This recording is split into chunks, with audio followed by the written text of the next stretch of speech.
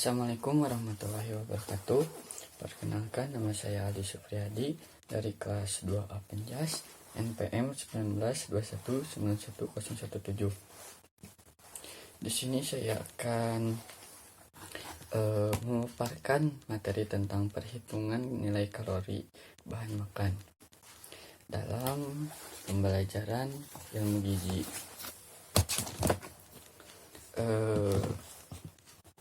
Dalam perhitungan nilai kalori makanan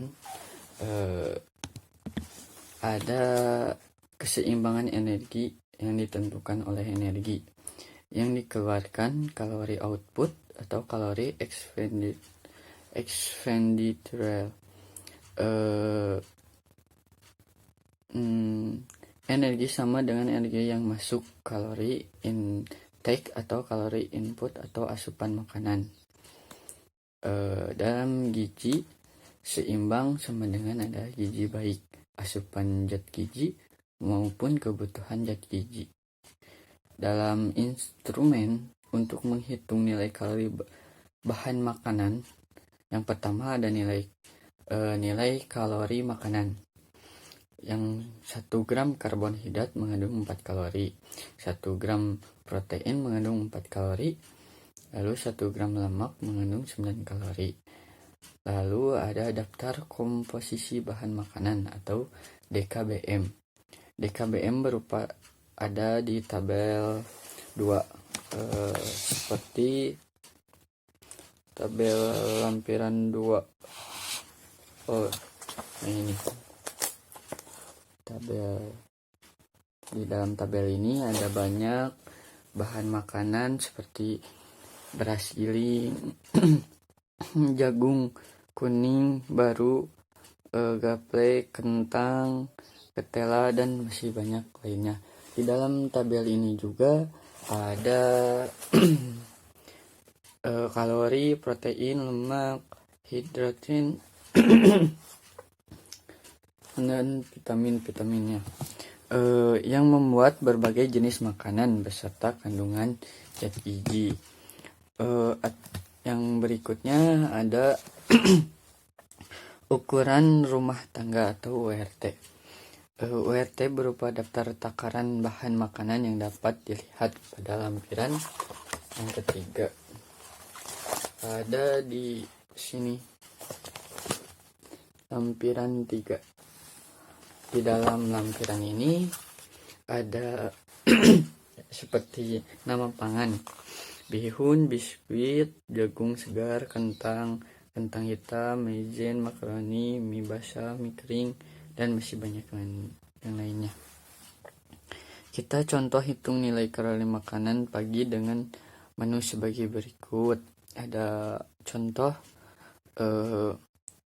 seperti 3/4 gelas nasi beras giling putih, 1 potong sedang tahu, 1 butir telur ayam, 1 gelas susu sapi, 1 mangkuk sayur kacang, dan 1 buah pisang ambon.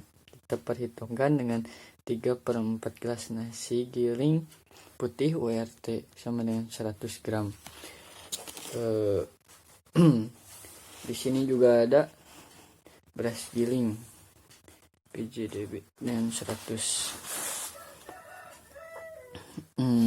Kita hitungkan seperti ada rumusnya: BDD per 100 kali URT per 100 dan DKMB kali 4, seperti itu.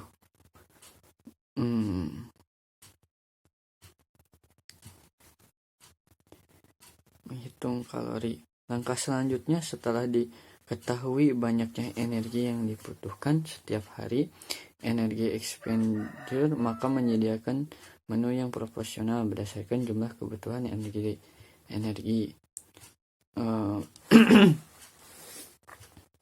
Ada contoh menu makanan rendah kalori dari senilai 1000 dan 1300 kalori.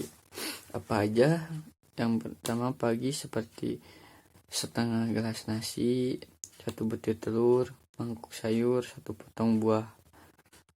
Itu yang 1000 kalori. Kalau di siang seperti satu potong daging, satu potong tempe sedang, satu setengah mangkuk sayur, satu potong buah. Dan malam satu gelas nasi, satu potong daging, satu potong tempe sedang dan buah. Dalam berikutnya ada prinsip penyusunan menu makanan, kualitas dan kualitas gizi yang memenuhi kaidah 4 sehat dan 5 sempurna. Dalam kualitas ada hidangan dapat dinikmati dan memenuhi selera seluruh anggota keluarga. Juga ada dapat memberi rasa kenyang, harus terjangkau oleh keuangan keluarga. Itu terhadap kualitas. Dan adapun kuantitas. Kuantitas ini sesuai dengan umur, jenis kelamin, dan aktivitas anggota keluarga. Tidak bertentangan dengan persyaratan sosial budaya, disesuaikan dengan ketersediaan pangan. Ada syarat-syarat menu yang baik. Yang pertama, harus cukup mengandung zat gizi sehingga memenuhi syarat-syarat kesehatan. Adapun dapat menimbulkan selera, harus dikombinasikan dengan baik antara rasa, warna, jenis hidangan. Dan ada pergantian menu setiap harinya supaya kita yang mengonsumsinya tidak bosan. Seperti itu. Dan juga pedoman gizi seimbang atau PGS. Ada 4 pilar gizi seimbang. Yang pertama, mengonsumsi makanan beragam. Yang kedua, ada membiasakan perilaku hidup bersih. Yang ketiga, melakukan aktivitas fisik. Yang keempat, mempertahankan berat badan normal. Dalam poin ini kita bisa dijelaskan tentang mengonsumsi makanan beragam. Mengapa harus beragam? Supaya ya tadi kita tidak bosan untuk mengonsumsinya. Karena kenapa? Bila kita terus mengonsumsi misalnya jagung atau itu, kita akan merasa bosan. Padahal dalam jagung terdapat ada jagung atau kentang, protein kayak gitu, lemak. Dan yang kedua, ada membiasakan perilaku hidup bersih.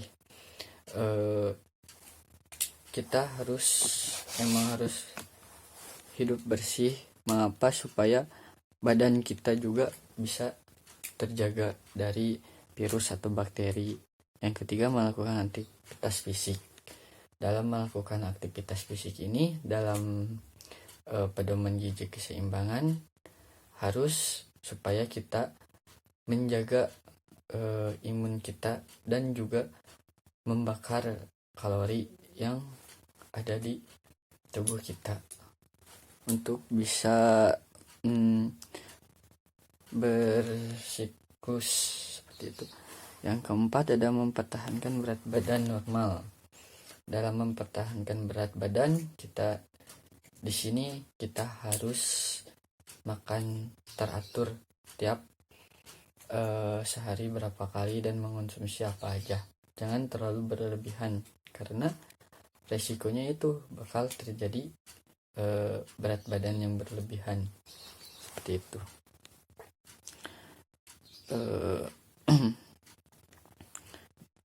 Ada pedoman gizi seimbang. Pesan yang pertama, ada bersyukur, makan sayur dan buah, lauk pauk protein tinggi, aneka ragam makanan pokok, batasi makanan manis dan asin lemak, ada sarapan pagi, minum air putih, baca label makanan, cuci tangan dengan air bersih, sabun, dan berolahraga. Kita akan mencontohkan dalam penghitungan kalori dalam sehari-hari apa saja yang saya makan dalam di pagi sampai malam. Yang pertama,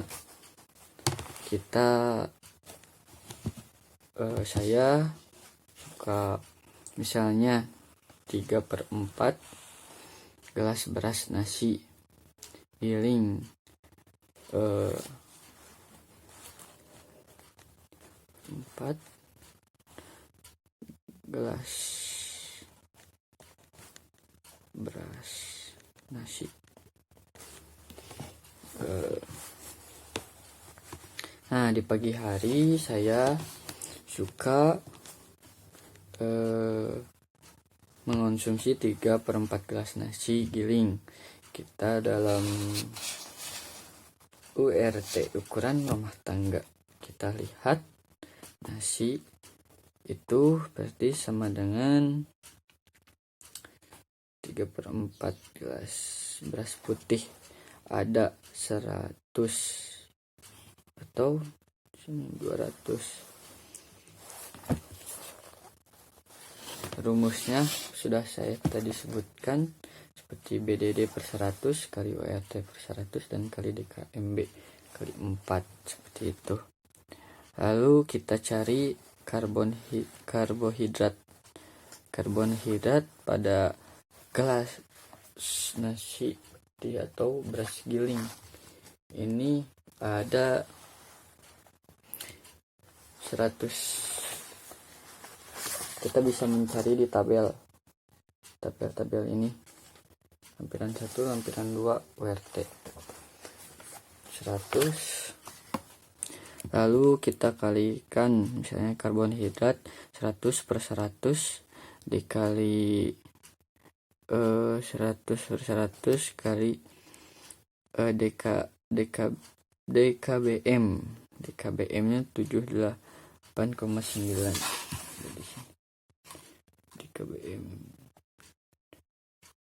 hidratan gram 78,9 kali 4 sama dengan 315,6. Ada proteinnya, kita rumus dengan sama. Yang dibedakannya di KMB ada protein dalam ini 6,8 kali 4 jadi 27,2. Lemak 100 kali 100 kali 100 per 100 kali lemaknya di sini ada kecil 0,7 dalam ini, kita kali 9 jadi 6,3. Kita jumlah karbohidrat karbohidrat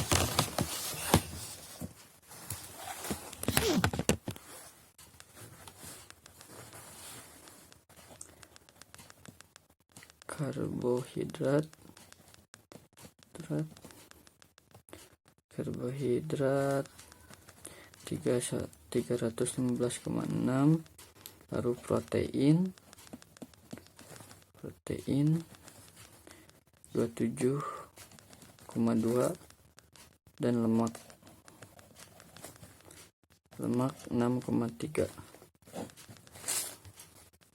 Semuanya menjadi 349,1 kalori di pagi hari. Di pagi hari baru gelas 3/4 gelas beras. Lalu kita hitung lagi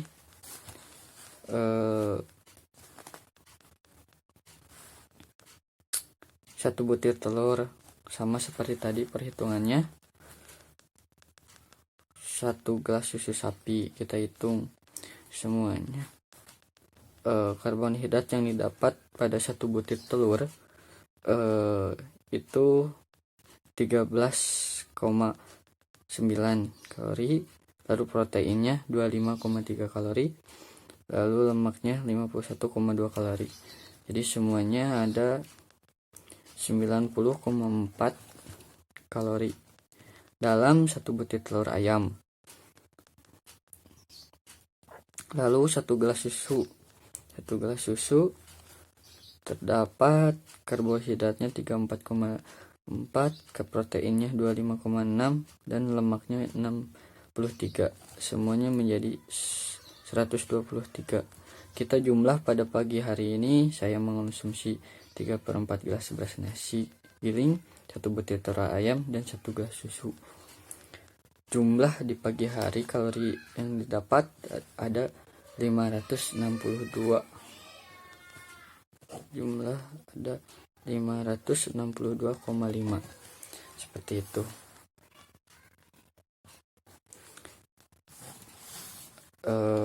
Lalu di siang hari saya mengonsumsi sama beras,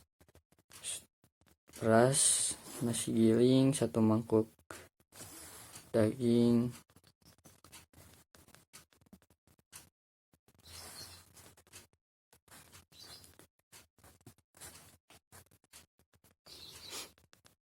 kita jumlahkan. Dan pada malam hari saya mengonsumsi nasi bersama 2 potong ayam. Kalori yang saya dapat ada 138,2 kalori. Jadi jumlah kalori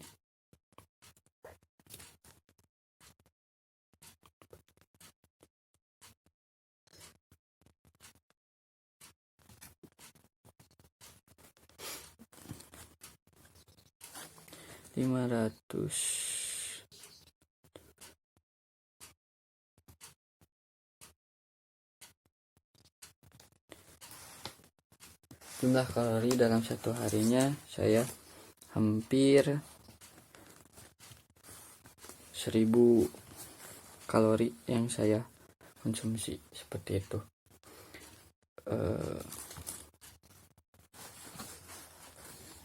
Mungkin sekian pemaparan dari saya. Mohon maaf bila ada kesalahan. Wassalamualaikum warahmatullahi wabarakatuh.